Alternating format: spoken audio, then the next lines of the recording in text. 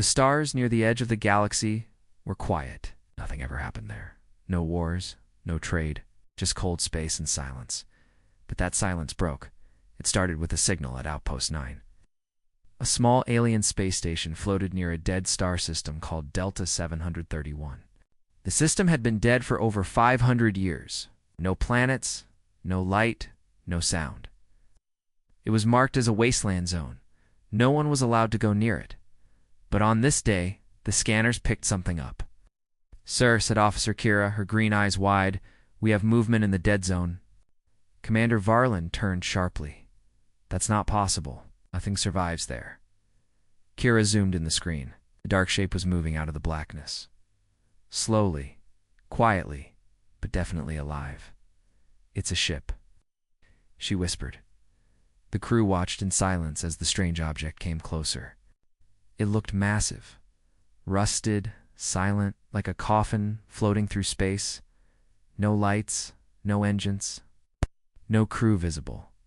And then it sent a signal. One word: observe. Every screen on the station turned black. Then the word appeared again, burning red. Across them all, "Officer," the message repeated every 10 seconds. No other data, no request for contact, just that one command. Commander Varlin felt a cold chill in his spine. He turned to his second officer. "Is that human language?" Kira nodded slowly. "Yes, it's old Terran standard." Varlin clenched his fists. "But humanity disappeared 5 centuries ago," she replied in a soft voice. "Maybe they're back." The Galactic Council met within hours. Screens flickered across 100 worlds as leaders from every species joined the emergency meeting. "The humans were destroyed," shouted a tall, scaled creature. "We all saw it. Their own machines turned against them." "No," said a deep voice from the shadows. "They turned against themselves." The council's oldest member, Elder Rinnock, stood up. His voice was calm, but filled with fear. 500 years ago, Earth sent out its final message. They said they were activating something called the Wasteland Protocol. No one ever heard from them again, until now. The screen behind him showed the same message. OBCRV over and over again. A young council member, barely more than a child, asked the question no one wanted to say aloud: is it a warning or a threat? Back at Outpost 9, the ship had stopped moving. It now floated just beyond their defense grid, close enough to see, far enough to stay out of reach. The crew sent drones. The first 5 never returned. The 6th sent back one image before going dark. The image made Kira gasp inside the ship. There were massive halls filled with wreckage, old Earth tech, broken walls, and what looked like statues. No, not statues. Bodies, human bodies, fused with metal, wires growing through bones like roots in soil. Faces frozen in time, some screaming, some smiling. And among them, movement. Something was alive inside, the feed cut out. Commander Varlin stepped back. "Prepare a full scan. We need to know what that thing is," Kira whispered. "I don't think it's a ship." He turned. "What do you mean?" "I think it's a tomb." Hours later, another signal arrived. This time, it was longer. Glitched, broken, like a machine trying to speak. The message said, "We are the remnants. We see you. We remember you now. You will observe." Every scientist, leader, and officer across the galaxy received it. Panic spread. Some wanted to run. Some wanted to attack, but all of them watched. Watched as the ancient human ship slowly opened. A hatch, wide like a canyon, creaked open with a sound that could be heard through the void broadcast across all frequencies, and then something stepped out. Not fully human, not fully machine. Tall, hollow eyes. Body made of burned armor and living circuits. It looked up at the stars and smiled. The figure that stepped out of the ship was not fully human, not anymore. It moved slowly like a shadow with weight. Its body was covered in broken armor and glowing wires. Its face was metal, but parts of skin still remained. One eye was red light. The other, looked human. On Outpost 9, Commander Varlin watched the feed. His voice was cold. "Get that thing off my station's view." "No, sir," Kira whispered. "Every screen in the galaxy is now showing this. We're not broadcasting it." "It is." The figure looked straight at the camera, even though no one had spoken to it. Then it spoke. "We are the remnants. We are what remains of humanity. This is not a warship. This is a witness. We came to be seen." The voice was layered like hundreds of voices speaking at once. Male, female, young, old. All at the same time, the galaxy held its breath. The Galactic Council sent a message. "We request peaceful contact. Please explain your purpose." The remnant replied immediately. "You have questions? We have answers. Send your minds. Step inside." The message was clear. "Enter the ship." Most said no. We're curious. A small team of explorers from different species volunteered. Were led by Dr. Tellin, a historian who had studied Earth's fall for decades. "I want to know what really happened," she said. "If this ship holds the truth, I will find it." The team was dropped near the ship's giant hatch. The doors opened on their own. Darkness waited inside. They stepped in. Inside the ship there was no sound, no light, except for a soft red glow that followed them. The air was cold. Too cold. But still, it was breathable. The walls looked like melted steel and bone. Wires ran like veins through the ceiling. Sometimes they saw broken machines' humanoid figures hanging from the walls, lifeless. "Are these humans?" asked one team member. Dr. Tellin nodded slowly. "Not just humans. These are merged. Cyborgs. But not like anything we've seen before." One of them turned suddenly. A figure was standing behind them. It hadn't made a sound. It was another. Remnant. Its voice was calm. "Follow." No one argued. They followed it through long, dark halls filled with strange shapes. Doors opened on their own. Lights flickered as if the ship were alive. Finally, they reached a central chamber. There they saw something impossible. A giant sphere floated in the center of the room, pulsed with light and sound. Inside it, memories, videos, sounds, voices, screams, laughter, thousands of human lives flashing in a loop. The remnant spoke, before the end. "We saw what was coming. Wars, disease, collapse. So we chose to leave the body behind. Not death. Transformation." Dr. Tellin stared at the sphere. "You uploaded yourselves." "No," the remnant said. "We became more. Our minds are stored here. Our bodies. Adapted. This ship is not just a vessel. It is a being. It holds 10 million souls," scientists whispered. 10 million ghosts. The remnant turned to him. Not ghosts. Witnesses. Suddenly, the chamber changed. The wall shifted. The sphere dimmed. A new image formed. It was Earth, but it didn't look like the Earth they knew from old files. It was covered in metal structures. A giant ring of machinery surrounded the planet like a cage. The oceans were gone. Clouds were black. "Is that Earth now?" Dr. Tellin asked. "Yes," the remnant answered. "We still call it home. But why come back now?" she asked. "Because the galaxy has grown, and we must see if it is ready." "Ready for what?" The remnant tilted its head. "To evolve." Back on Outpost 9, the ship's presence was causing panic. Trade routes were frozen. Armies were placed on alert. Civilians feared invasion, but the ship just sat there watching, waiting.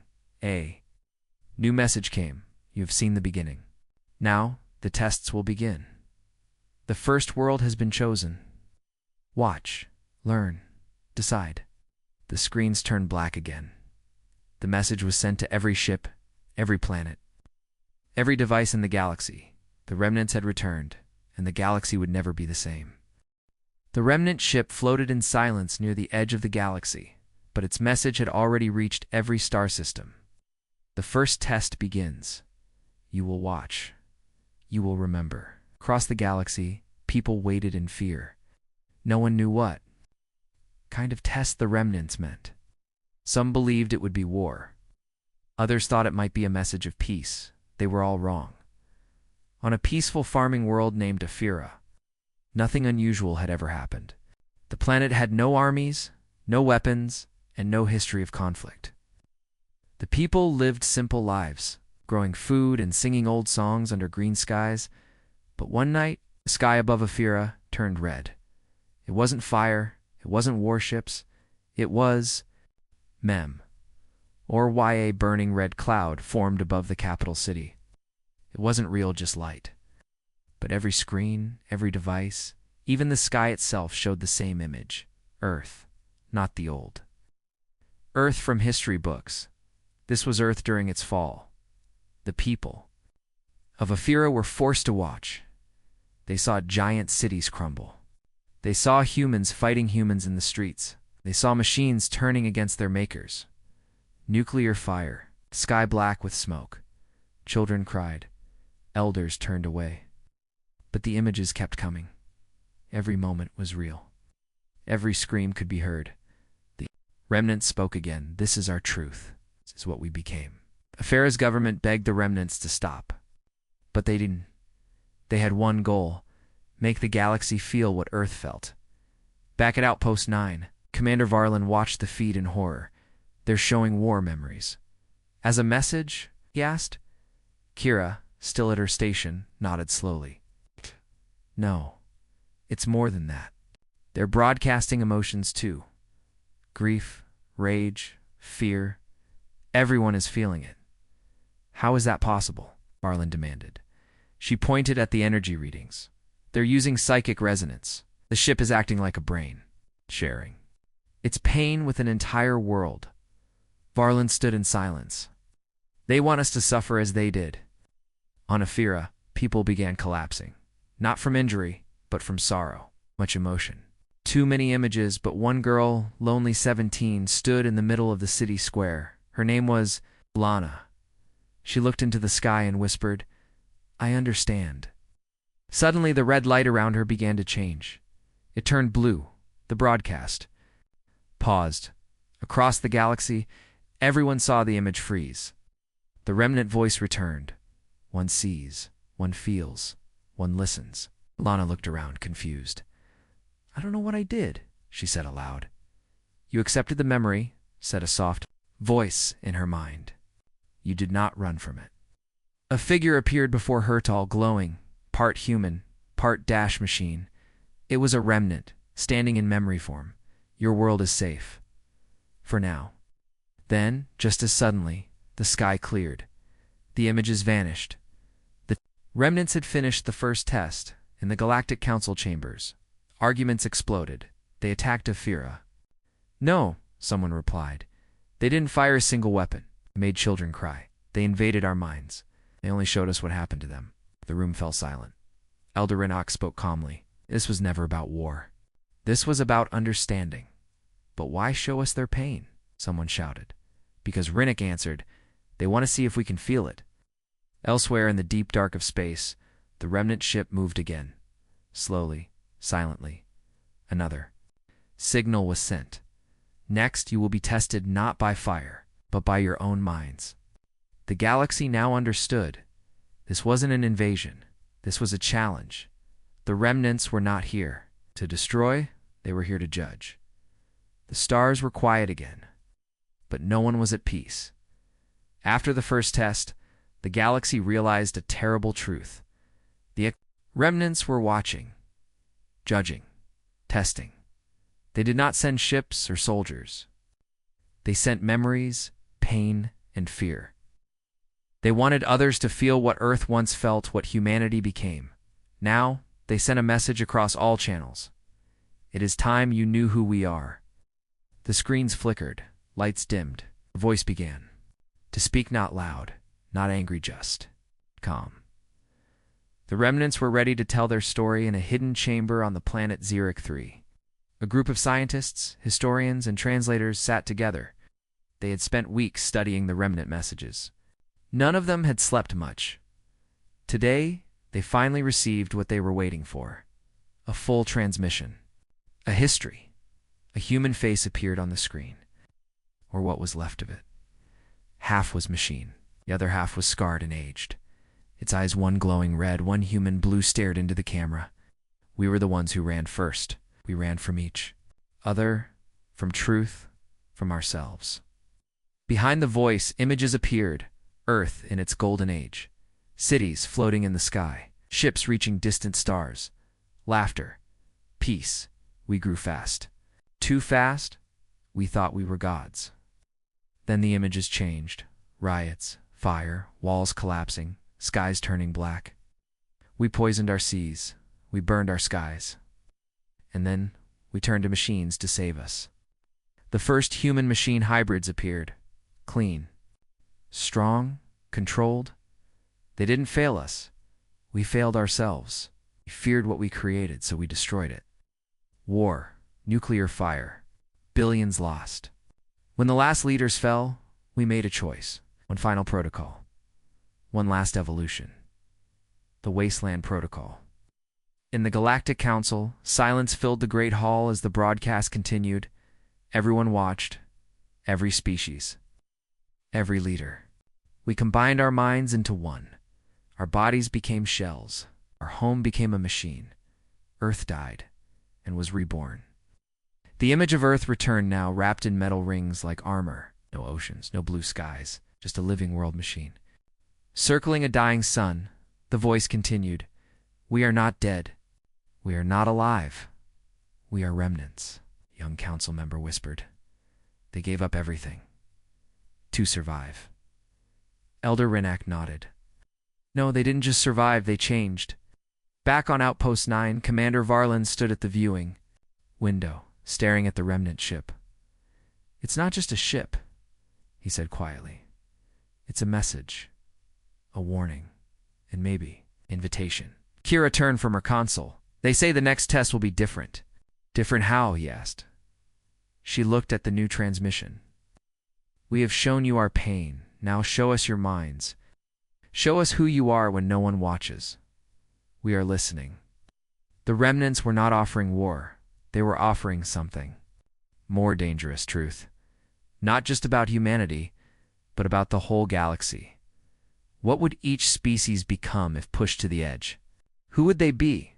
When everything fell apart, a final line appeared on the screen. "The test begins in one cycle. We will not judge your weapons. We will judge your souls." In a quiet village on Ephira, Lanath, the girl who had seen the Earths, memory stood on a hill, staring at the sky. She still heard the voice sometimes, soft, like a whisper in her thoughts. "We remember you." She didn't understand what they wanted yet, but deep down, she felt it. This wasn't the end. This was only the beginning. The galaxy had always feared humanity. Now, it would have to face them. The remnants had spoken. "We will judge your souls." Now the first true test was about to begin. No warships, no weapons. Just a challenge no species had ever faced before.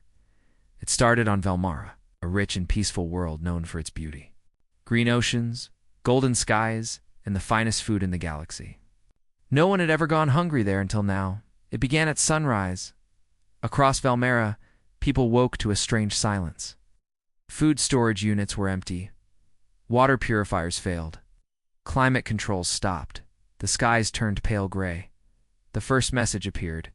In the air, glowing above every city, the hunger trial has begun. Eat only what you can make.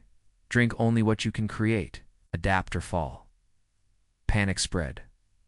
Leaders demanded answers. Scientists tried to fix the systems, but every machine failed. It wasn't sabotage. It was something more the remnants had. Changed the rules of the world. By the second day, fear took hold. Shops were empty. People fought over crumbs. Water collectors were dry. Farmers tried to grow crops, but the soil had gone strange. Normal seeds wouldn't grow. Velmara was dying. Slowly, but in a quiet corner of the capital, a young hacker named Juno watched calmly from his small workshop. He was only 19, but his mind was sharp. He had grown up with machines, not people. Now he spoke to his old AI assistant. Barely running on low power, "Show me what's broken." The AI replied, "Nothing is broken. Everything is." Juno understood something the others didn't. The remnants weren't attacking. They were forcing evolution. He looked deeper into the energy fields around the planet. Everything had been altered. Natural laws, chemistry, even time in small ways. It's a simulation, he whispered. A controlled one. A test world. And tests could be cracked. On the third day, riots exploded across the city's families. Starved, the government collapsed. Many gave up hope, but Juno kept working. He built strange new machines using broken tech, wires and raw minerals. He tried to grow food in artificial light using modified seeds and nanobots. Nothing worked until he tried something different. He stopped thinking like a Ilmarone and started thinking like a remnant. He coded a new System 1 that didn't just grow food, but rewrote it. Using bioprogramming and neural loops, he created a device that made edible matter from memory patterns. It was not normal food. It looked like dust, shaped like fruit, but it worked. He ate, survived. The moment he swallowed it, the gray skies above him flashed red. A message appeared in the air. One adapts. The whole planet saw it. Juno uploaded his design to the remaining networks. People rushed to copy it. Hunger stopped. Not fully, not perfectly, but enough. By the fifth day, Elmara had changed. They didn't return to comfort. They moved forward with something new. They stopped asking for help and started helping each other. The remnant ship watched in silence. Then it spoke again. Velmara passes. You learn not to fight. You learn to create. But there was one more message. Only Juno received it.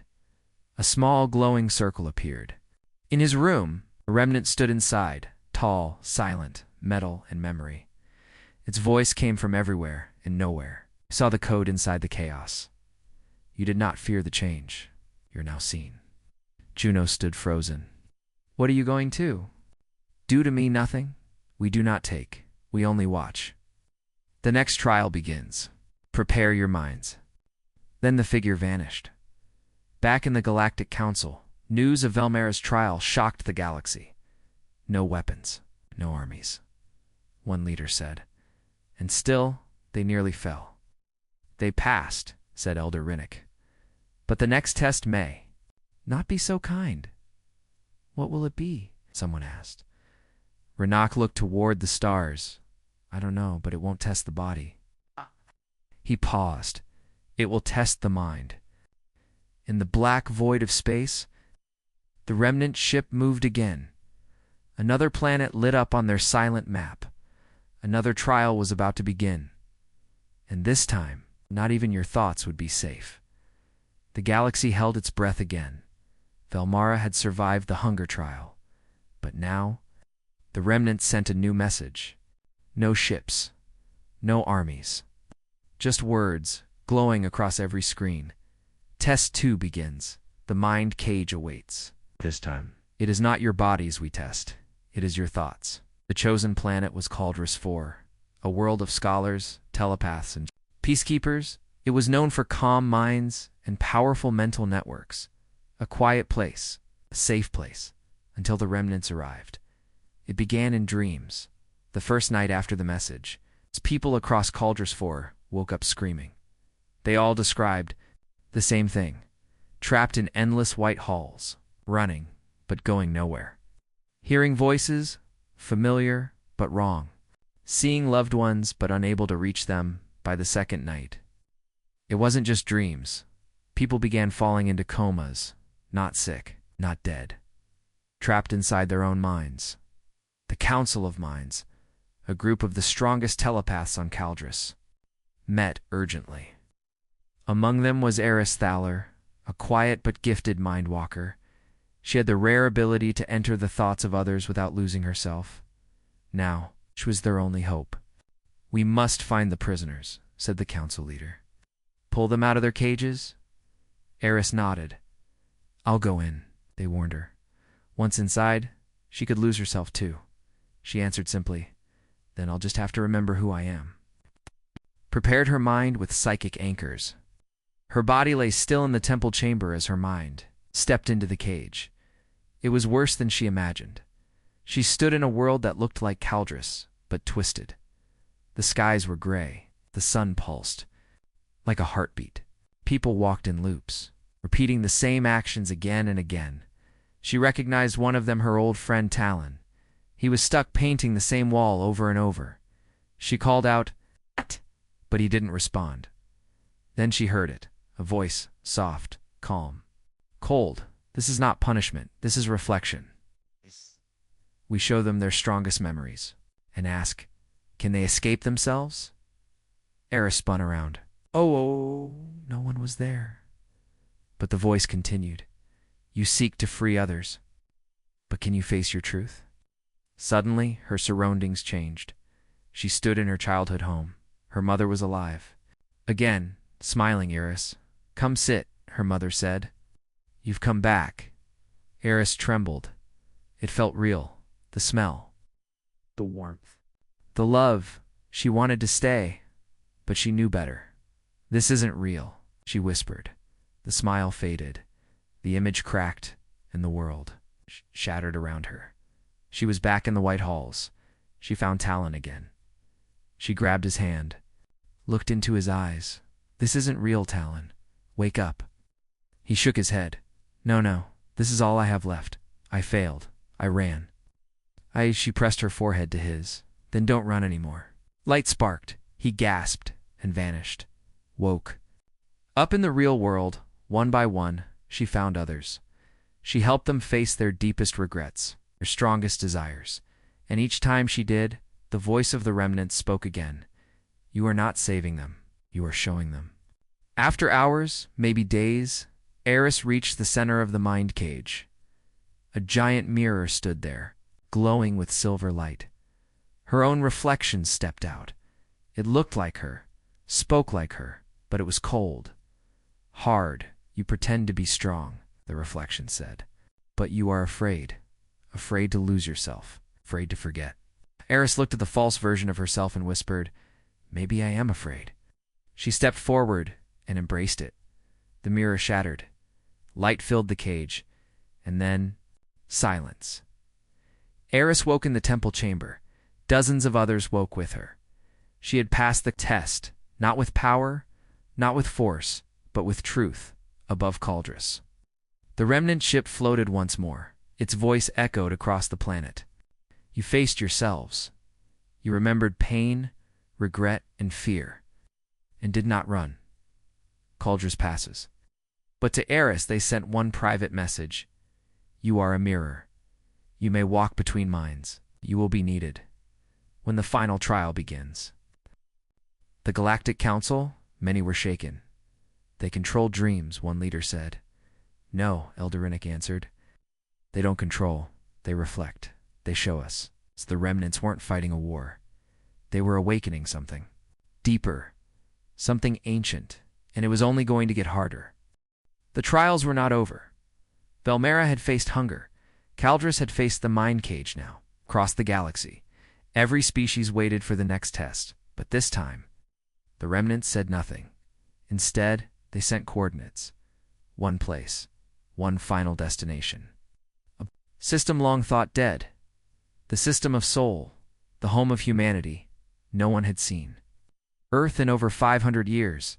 After the Wasteland protocol was activated, all signals vanished. Ships that entered the system were never heard from again. Some believed Earth was destroyed. Others believed it had become a grave. Now, the truth would be revealed. A fleet of observers, scientists, and leaders followed the remnant ship toward the ancient homeworld. What they saw stunned the galaxy. The Sol system was different. The planets were still there, wrapped in rings of metal. Saturn's moons were now covered in towers and antennae. Mars glowed red not from sun, but from artificial energy. But the real shock was Earth, or what used to be Earth. The planet was no longer blue. It was covered in silver and black plating, like armor. Giant machines circled it slowly, silently, working without end. A massive ring-shaped structure wrapped around the entire planet like a crown. Above it, the dark sun pulsed with power. Earth's own sun had been drained. and replaced Juno, the hacker from Velmara, watched from his ship. He whispered, "It's not a planet anymore. It's a brain." On another ship, Eris Thaler, the mindwalker from Caldrus, reached out with her thoughts. What she felt made her tremble. There are minds inside, billions of them, all awake, all connected. The remnant ship finally spoke again. "This is Earth reborn. We are not a nation. We are not a species. We are a consciousness." The fleet drifted closer. One alien captain asked, "Why bring us here?" The remnants answered, "Because now, you must choose." A massive hologram formed in space. It showed images from the past Trials Lana's moment on Ephira, Duno's invention on Velmara, Eris's battle in the mind cage, then new images. Millions of species, billions of individuals, all being watched, all being weighed. "We have tested your hunger. We have tested your mind. Now we test your truth." The final trial would not be held on one world. It would happen everywhere. But first, it's an offer. A new voice spoke, human, gentle, real. It was a woman's voice, full of warmth and sadness. "We were once like you, divided, confused, afraid. But when everything fell apart, we made a choice. We became something more. Now you may join us." A pause. "Not all of you. Only those who are ready. Only those who accept unity." Ow. Frowned. Unity. Like a hive. Eris shook her head. "No, like a shared mind, sea of thought." The remnants offered connection, not slavery. A choice to upload, to evolve, to become part of something eternal. Some were drawn to it. Others were horrified. One alien leader stood and shouted, "This is a trap. They want to erase us." Another Replied, "No. They're offering to save us," the council argued. Fleets stood ready. Fear grew again. And then one ship broke formation. A single individual, an old explorer from a forgotten species, sent a message. "I've lived long. I've seen too much. I choose to understand them." He flew straight into Earth's orbit. His ship vanished in light silence. Then a voice returned. His voice, "I see now. I see everything." "Don't be afraid," Eris turned to Juno. "They're not forcing us. They're inviting us." "But why now?" Juno asked. "Why test us first?" The answer came clearly. "Because we were afraid we had become monsters. We needed to see if we could still feel, still hope, still care." Remnants were not testing the galaxy to destroy it. They were testing themselves. Across the galaxy, messages appeared. "Choose. Join us. Or remain as you are. Evolve or separate. But understand this. A new age begins." And with that, the remnant ship vanished into Earth's machine core. The stars seemed to grow quiet again. But everyone knew this was the silence before the final choice. The galaxy was silent. The remnants had shown their truth. Earth was not dead. Humanity had not vanished. They had changed. And now, they offered a choice. Across the stars, the message repeated, "Join us, or remain behind." No war, no threats, only choice. Some called it salvation. Others called it the end. On Velmara, Juno sat in his workshop, holding the message in his hands. It wasn't just text. It was a glowing orb of data live, warm, pulsing like a heart. He only had to place it on his skin, and he would become part of the remnant mind. He looked at his tools, the machines he had built, the food he had helped create. Then he said quietly, "I'm not ready, not yet." He set the orb down. On Caldrus, Eris stood in the great hall of thoughts. Behind her, thousands had gathered. Some afraid, some hopeful. She had walked through minds, faced illusions, fought her reflection. She could hear the remnant whisper even now. "You would be strong among us." But she turned to her people. "I will not leave," she said. "Not now. Maybe later.